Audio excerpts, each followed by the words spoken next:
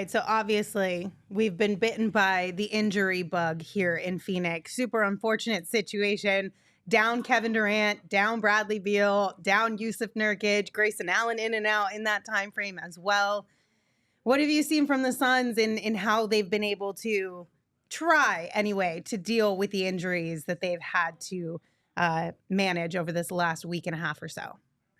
I think the toughest part for Phoenix during this stretch is you feel how well everything was built before, and now teams can just say, hey, Devin Booker, we're not going to let you do anything. Like that Orlando game, traps, hard hedges. We are taking you off the table.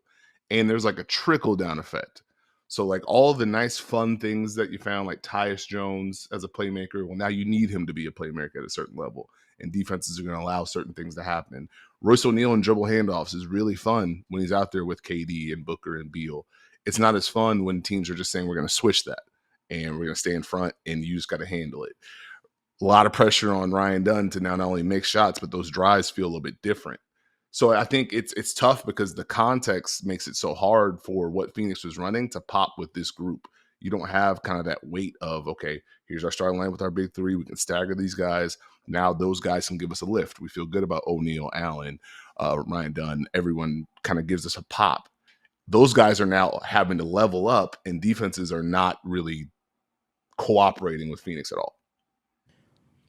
What's your read on Devin Booker? I mean, again, another guy that Suns fans, I mean, they love him, but they're panicking about him at this point. You brought up the good defense that was being played against him over the last handful of games with KD out. But have you noticed anything in his game this year, either in that 8-1 stretch or the 1-5 stretch since then, that's concerning to you about the way he's playing? I mean, he's not making as many shots as he normally does. I mean, you go look at the month of November, he's shooting, 28% from three. So that will probably turn around.